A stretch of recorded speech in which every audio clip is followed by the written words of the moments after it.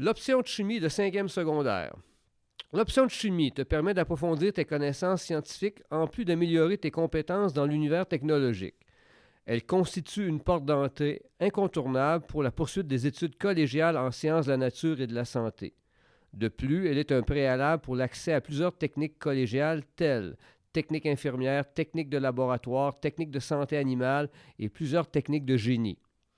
Assure-toi, avant d'opter pour ce cours, d'avoir de bonnes compétences et un intérêt certain pour les mathématiques et les sciences physiques. Tu devras avoir obtenu des résultats supérieurs à 75% dans ces deux matières en 4e secondaire pour accéder à l'option. Les mathématiques 426 comme les mathématiques 436 représentent des contenus valables pour la poursuite des études en chimie. En termes de contenu d'apprentissage, on retrouve dans cette option 4 grands thèmes d'études.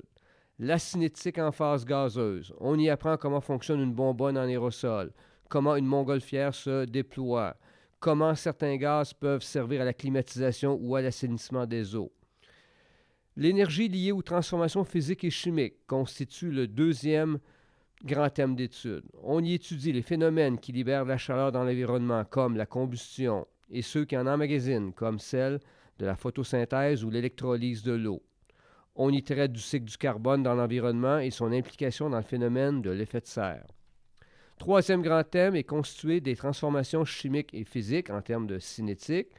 On y aborde les facteurs responsables de la vitesse des réactions, tels température, état de réactif, les enzymes, comme ceux liés à l'alimentation. Également, on étudie les facteurs liés au triangle de feu et les façons de les contraindre pour éviter les catastrophes. On y apprend comment faire la différence entre un combustible et un carburant. Dernier grand thème, l'équilibre chimique. On parle d'état d'équilibre lorsqu'il est question de système fermé.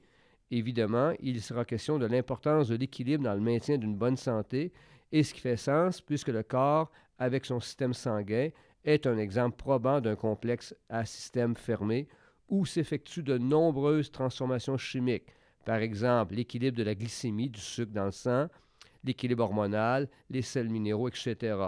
De plus, on y aborde les phénomènes des piles ou batteries, dont l'atteinte de l'état d'équilibre annonce la fin de celle-ci ou le moment de la recharger.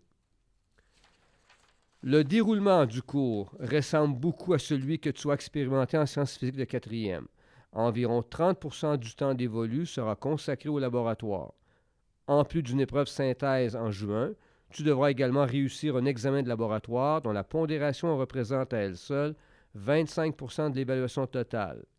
Cela démontre l'importance accordée à ce volet, autant en termes de compétences techniques et conceptuelles à acquérir que de bonnes habitudes de sécurité à intégrer. En espérant travailler avec toi au cours de la prochaine année, je te souhaite bonne réflexion et un choix judicieux d'un curriculum conforme à tes aspirations.